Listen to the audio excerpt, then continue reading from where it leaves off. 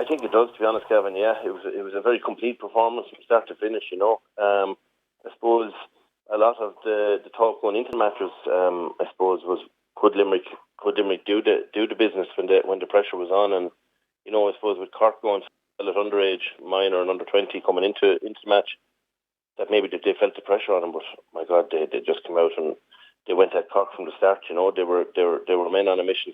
So, in fairness, some hats off, as you said, there was a lot of superb used, but definitely an awesome display yesterday by Limerick. Yeah, it certainly was indeed just a sheer joy to watch. And, they've been building all year and they probably haven't been setting the world alight, but, finals are forgetting to. But yesterday they really hit the peak of their powers, I suppose. I think they did. I think they put their best, they saved their best performance till last, Gavin, because when you look at the matches, even against, they showed the sign of it there in the second half against Tipperary, they just blew Tipperary away.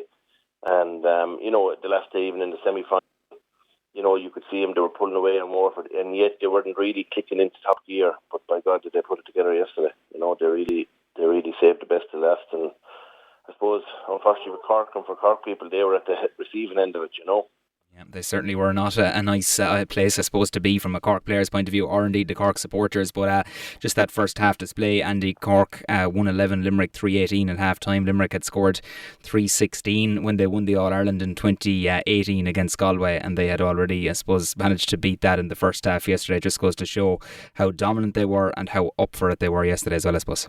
Yeah, well, look, to a massive score like that, 3-18 in 35 minutes of hurling, I suppose, is just phenomenal. And I think even mentioned even at half time in the analysis. And look, every player looked to be doing their job. They looked like nearly every one of the Limerick forwards scored, and when you think of it, Peter Case came off the field injured with 5 points. He had 5 points scored before he got injured, and I think Declan Hannon playing a centre back had 2 points scored in the first half. So they were just picking scores from everywhere.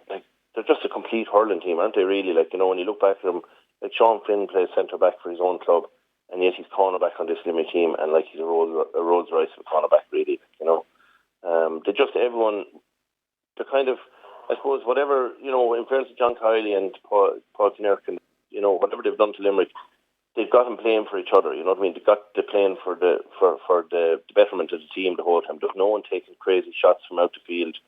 Okay, you might get the odd one or two, but generally speaking, in the main, they give the ball to the man in the best position. And I think Keane Lynch more or less said that afterwards, in his interview, RT interview there afterwards, that basically it was, the man in the best position always got the ball, And in fairness to Limerick, it's very hard to stop a juggernaut like that, when you have so many scores. You can tie down maybe 1 or 2 players, but to try and tie down 6, 7, 8, maybe, it's very hard for any team, let alone Cork, Yeah, they certainly were too hot to handle for Cork yesterday, and even though I suppose it was a whirlwind start with the Hegarty goal for Limerick at one end, a brilliant engineered move as well with the off-the-shoulder running, and Cork replied in fairness, Andy, with Shane Kingston's goal, but Limerick just kind of took control, I suppose, after that. Yeah, they kind of seemed I thought now when we came back down the field and Shane Kingston scored that goal, I thought, yeah, God, we're game on here now, and it's just as if they just snuffed them out, really. They just every player got on top of their own player, I suppose, really, to remarkable. And what can you say about them? They're all able to score, They're all the half-backs are able to score. I suppose the only one out of the half-back line that didn't score was Kyle Hayes, and he scored in every other game, nearly, But and they were doing their best to get him on the score sheet at the end. I think they were passing the ball around to try to get him on the score sheet. But, look, I'll be honest with you, Limerick just put together a performance that, we haven't seen it ourselves since probably, 2007 when Kilkenny beat Limerick, 2008 when Kilkenny beat Waterford. They were at the height of their powers then. And we haven't probably seen a performance as good as that. I would say probably yesterday's performance was better, in the sense that we had a lot of different different scores from different parts of the field. But the passing, was just phenomenal out of Limerick, And it's so straightforward, there was a lot of good hand passing. But when they worked it out to midfield, they got that ball into the forwards as quick as possible. And, these crossfield balls are the ones that are opening up the space really for the likes of Gillan and for Flanagan, and look, they're eating it up all day. So yeah, they're an impressive outfit. I'm afraid they're going to probably be around for another year or two, though. That's the only thing. Yeah, they certainly won't be going for three in a row, of course, next year, and already after winning three Munster titles in a row. And that second goal yesterday, I suppose you mentioned the quality ball going in. Flanagan, quick stick pass across to Galan, but I suppose you have to ask questions as well, Andy, of the Cork cover there in the back line, of maybe the half back line pushing too far up the field and leaving that Limerick full forward isolated as well. So a lot of people may be talking about Cork tactically. Did they get it wrong maybe from that point of view yesterday? They could have had, but you can only play what's in front of you as well, Gavin. They were so dominant. Like Tom Morrissey and these lads were so dominant that when they did get the ball, if you didn't follow them, they were going to put it over the bar themselves. So you had a kind of a catch-22. Do I stay or do I go? And I suppose their thing was, probably every man for himself. I suppose really the wing back had to follow the wing forward and get up on him. But even when that ball came in that time, I think the big mistake was the corner back marker and Galan left Galan to go after Flanagan, and all of a sudden you had the full back and the corner back on Flanagan, and he flicked it inside to Galan. And look, 1-on-1 in that situation, Galan is deadly. He put it away well. Yeah, he certainly did indeed. Look, I tell you, Cork, as I said, were just unfortunate that they're on. They had a great week in terms of the underage, and I suppose there was a lot of positivity coming into the game. But I think they were brought back down to earth a little bit yesterday evening, but look, that could have been any county. This Limerick team are a serious outfit. When you have a team, a good set of forwards like Tip had there in the early rounds, to go as far ahead of them as they were 8 or 9 points up on Limerick at half time, or maybe more maybe, and then to be pulled back, there was 16 point swing I think in that game, in the third quarter. That'll just tell you the firepower this Limerick team have, Yeah. So, look, they're a serious outfit. Hats off to them. And what I enjoy watching them is that they throw the ball around well. They don't overcomplicate it. They don't overdo it, because when they get the chance to take the shot, they do.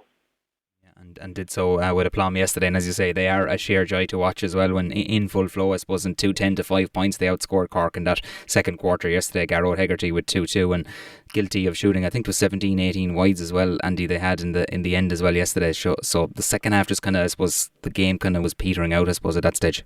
Yeah, it was fizzling out a little bit, yeah. I suppose Limerick knew they kind of had this one. They were just kind of, I suppose, trying to, see it out to the end now. And look, there's no doubt about it, there was a few shots that even Hegarty, I suppose, was probably guilty of a good few of those ones, where he was shooting from distance. But when you, I suppose, to play in a forward line, a Limerick forward line going so well, but to play inside the player like Cian Lynch, where he's setting up to play, scoring himself, he's a joy to watch. There's very few players can do the things he can do on a hurling field, let alone do it on the biggest day of the year, the hurling calendar, the All-Ireland final. To pull off some of the things that he can do on a pitch is just phenomenal. And it just shows the mark of the man, that he not alone can set up to play, but he can also, when the opportunity arises, he can take the scores himself. And he's nailed on now, probably hurler of the year. So you have a few players like that. Now you have Tom Morrissey, who probably was in the running for hurler of the year last year. Hegarty got it, and now you've Cian Lynch again, probably going to get it this time. So 2 out of the 3 half hours for Limerick have been hurler of the year the last 2 years. So just goes to show how strong they are.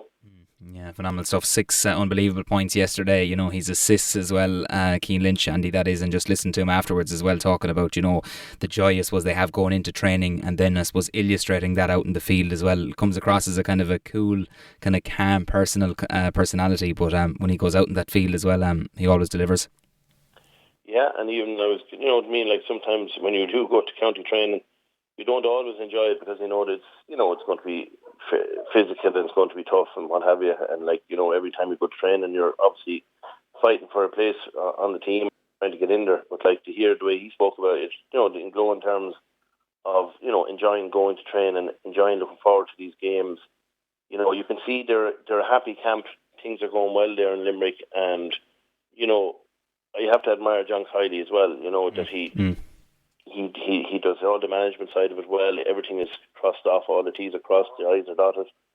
And yet, he can stand back and Paul cannot do the talking to him, at the water breaks or at the half time, that he's that confident in his own skin to leave Paul Kinner. Because look, at the end of the day, everyone wants to be, when you're a manager of a team like that, you probably want to be front and centre. But he's happy to sit back and leave to be. Everyone has a job. You can see it even in the Limerick outfit. Everyone has a job, and he allows them to do that job, and that's a sign of a good manager. Yeah, absolutely. Yeah, comes across again really, really calm as well in his post-match interviews as well. We'll be hearing from Kylie very shortly indeed. But this Limerick team, Andy, they've been phenomenal. And you go back to that 2019 semi-final where some will say they were caught by Kilkenny. They could have been going for 4 in a row yesterday. Oh, absolutely. Yeah, look, they were definitely caught by Kilkenny, and I thought they probably thought themselves they probably went in there a little bit complacent. But that complacency in 2019 is after winning 2 more All-Irelands for them, because they haven't relented, you know what I mean? They haven't taken the foot off the pedal at all since then, and they know themselves they're not taking anything for granted anymore, But the only thing I'd say is that this Limerick team are probably, likes of Keane Lynch and these, it's probably in their mid-20s now, 25, 26, and they're going to be around for a while, you know what I mean? And they have a couple of good, even though Cork have won the under-20 and the minors, Limerick are getting to these Munster finals as well. They might be losing by a point or two to these Cork teams, but they'll get 2 or 3 players off of those teams as well. So the conveyor belt is going strong in Limerick as well. Even though it's a little bit under the radar now that Cork are kind of in the ascendancy, I suppose. But it's something that definitely, from a Waterford perspective, that we need to start looking here. That we can't depend on winning an All-Ireland based on, winning a minor All-Ireland and the same team winning on 21 All-Ireland. We need to be putting a few of them together or win at least a couple of Munster titles, one after another, in order to try and get those players through, to support the current crop, because unfortunately there is only a certain window for players to win these All-Irelands, Gavin, and, you'd be just a little bit worried that, in the next couple of years, looking at Limerick yesterday, they're going to be around. Will the window close on this bunch as well, like it did on the previous in the noughties there, and I suppose we definitely need a kind of, players coming through from the minor, the under 20 level onto the senior panel and graduating that way, and being well able to compete. So it'll be interesting to see what will happen in the next couple of years in terms of how other counties combat Limerick, because at the moment they're the team to beat, no doubt about it. Yeah, they've certainly taken it to a whole new level, there's no doubt about that. And I suppose overall then, Andy, the hurling championship, it was, I think, 9-10 weeks. It was, I suppose, brilliant to have it in the summer months as well. Great to see 40,000 back in Croke Park yesterday.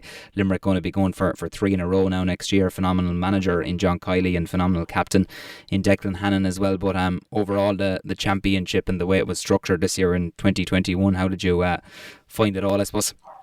I think it was tough. I think it was it was tough on a team to go 4 weeks, and try and, in Waterford's case, to go 4 weeks and try and compete then, for your reward for coming out of the I suppose the back door route is to be playing Limerick, and without any break. So from that point of view, I think that's tough, But look, it's unusual times as well, Gavin. You know what I mean? I suppose we were lucky. I suppose this time last year we were wondering were we going to have any hurling matches, So the fact that they kind of got him ran off last year, got him ran off again this year, is a success in itself. And look, I think the best team in the country has won the All-Ireland, so I don't think anyone can have any arguments, especially after yesterday anyway, about that. But, I suppose the way they've run the championship is something that, that probably they will relook at probably next year, because hopefully, fingers crossed and touch wood, as they say, everything will be getting back to some normality next year in terms of, the National Hurling League and the championship to follow, So with that in mind, I think the GA have done the best they can. Not ideal, obviously, for from Waterford point of view in terms of going out 4 weeks on the trot. But I suppose that's the carrot is to get out through the front door. The carrot is to win that Munster Championship and go the direct route as opposed to getting beaten. So it kind of puts the Munster Championship back into, that little heat of battle that it was back in the 90s, probably the 80s, where you only played one game and you were gone. It's kind of nearly back in there. You have to win every game now in Munster in order to come out through the front door to go the direct route. And that's the straight line is always the easiest one. So from that point of view, I think they probably will relook at it. But other than that, I thought it was a good championship. To be honest, Gavin, I thought it was exciting. think it was great to see the spectators back in the field again, back in the pitches, Yeah, it certainly was. No doubt those Limerick spectators enjoyed their day in Croke Park yesterday. They are the All-Ireland hurling champions for the third time in 4 seasons following that hugely impressive win over Cork yesterday. Once again, the full-time score 332 to 122, Limerick prevailing. Andy Moloney, as always, really appreciate you taking our call, and we'll chat again very soon. Thanks, Kevin. Thanks very much.